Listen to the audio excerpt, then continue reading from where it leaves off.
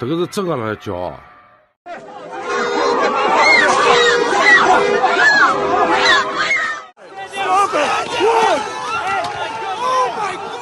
They just trampled that lady.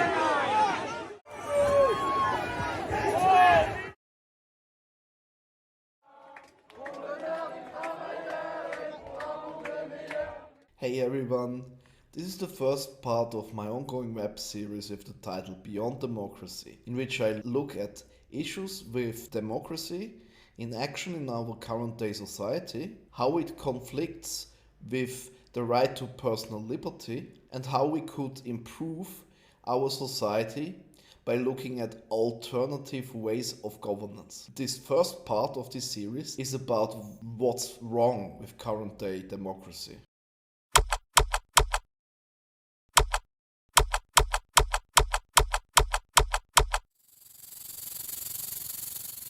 One little thing before we get started. Please don't forget to like, share and subscribe and leave me a comment down below. Thanks very much. It is a widespread misconception that freedom and democracy would be the same thing, which makes it being mentioned in texts in the same sentence very often. Worse, many people will automatically assume before you even can keep talking, after you mention that you are not a fan of democracy, that you would be arguing for something like a dictatorship, while in fact exactly the opposite is true, especially considering that dictatorships are a form of extreme democracy. But about that more later. First of all, let's look at Wikipedia and find out how democracy is defined. So, democracy comes from the Greek term rule of the people and is based in the assumption that the smartest choice to make when it comes to deciding on how to conduct the government is to listen to the majority rule of the citizens. However, democracy in general has not really moral or ethical values. It solely is the concept of having a majority rule which then decides what the government is supposed to do. Those decisions are then enforced with state power. The democracy as such is tyranny by the majority. Here in the Wikipedia first paragraph you already see the common misconception where the rights to life, liberty and property, or here rights to life, liberty and minority rights, which doesn't sound right anyway. That should be right to life, liberty and property here. They also wrongfully claim that that would be part of democracy, which it is not. That's exactly the conflict between democracy and liberty. The widespread misconception that democracy and freedom would be interlinked, which causes many people to mention those two words in the same sentence, is also the reason for the nonsensical claim that what China would be needing would be more democracy, while neglecting that China has very much a democracy already with paper ballots, which actually makes their elections more legitimate than the United States, because paper ballots make it much more difficult to rig an election. The same why activists in Switzerland also are opposed to the introduction of e-voting. It is kind of ironic that those Swiss activists happen to share the exact same concerns about voting the Beijing government holds. Does that mean now that I'm praising China and claim that they would have a perfectly working democracy? No, of course not.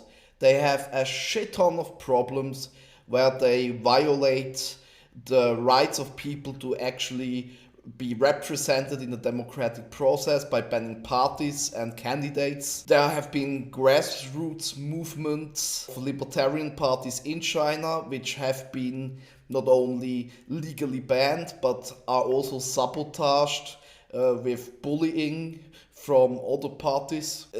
China has a lot of problems when it comes to the democratic process, but they're not alone there. When you look at the West, for instance, Germany has also a plentifully long list of banned parties, which they do not allow for elections, because they claim those parties would have hateful content and hateful ideologies and would threaten the national security. Funnily enough, the same argumentation why some of the parties in China are banned. Another big disadvantage of democracy, with its nature of being a tyranny by the majority, is that whoever controls most of the information sources with which people make up their minds controls the decision-making process at large. That means in case you manage to get control over a majority of news outlets,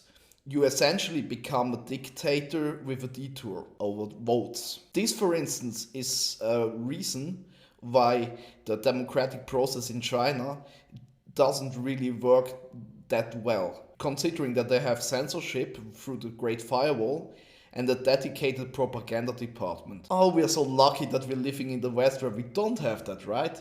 Biased and False news has become all too common on social media. More alarming, some media outlets publish things they are true without checking facts first. Unfortunately, some members of the media use their platforms to push their own personal bias and agenda to control exactly what people think, and this is extremely dangerous to our democracy. So yes, the problem China has is that the government applies targeted disinformation in combination with censorship in order to manufacture consent from the citizens in order to justify the power. As I just shown you in this clip, the West is not much different when it comes to that, just that it is more subtle and not so on the nose. If you look for censorship, you will find out that, for instance, countries like the one I'm in right now, Portugal, has still IP blockades in place to censor Russia Today because they claim they want to prevent Russian disinformation. However, my question is,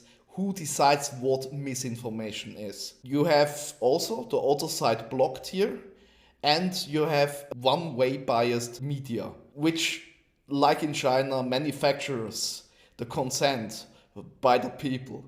You can vote in China, you can vote in Portugal, you can vote anywhere in Europe. The media situation is similarly broken depending on which European country you look at. It makes it especially cynical when someone from Germany claims that China wouldn't be a democratic country.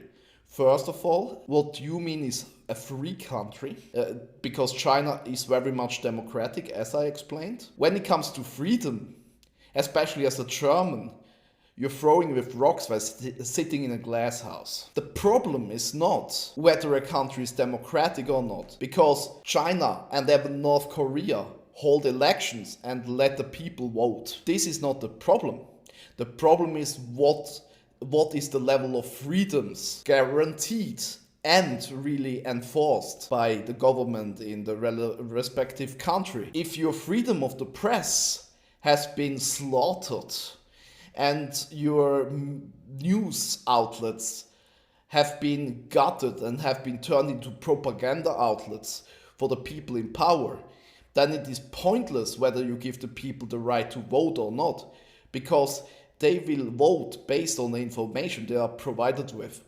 And if they're only provided with targeted propaganda, with no independent media sources to get a counter narrative, then voting is pretty much pointless, and all you have is a dictatorship with a detour over people throwing ballots in a box. So you see, the question isn't, is the country democratic or not? The question is, what are the degrees of freedom guaranteed by the state to every citizen? The difference between mob rule and a free country is not whether it's democratic, it's whether the freedoms are guaranteed. For all intents and purposes, witch burnings, gang rape, and lynchings are democratic. If a band of KKK members decide to hang that one black guy over there on the other street side, they have democratically decided, and it's the majority rule, to hang that guy on a tree. It is the job of the government to make sure that the basic rights, the rights to life, liberty and property, are protected. To be specific, it's the job of the government to actually counteract the negative impacts of an unlimited democracy. For that reason, I'm specifically not a fan of people bringing Switzerland as an example for libertarian policies, considering that Switzerland is a direct democracy, which is as close as you can get to organizing a country by pure mob rule. Also, let's not forget that crazy Austrian moustache guy only was able to exert that level of power he had because he used an already established system for law enforcement, which was created in order to fulfill all the democratic decisions made by the people. And the only reason he was able to get into power and stay in power was because he had the backing from the majority of the population. Also, monarchs in the Middle Ages, kings, queens, the monarchy families, they only were able to exert the level of power they did because the common folks accepted their authority. When they stopped respecting the authority of the monarchy, you saw what happened.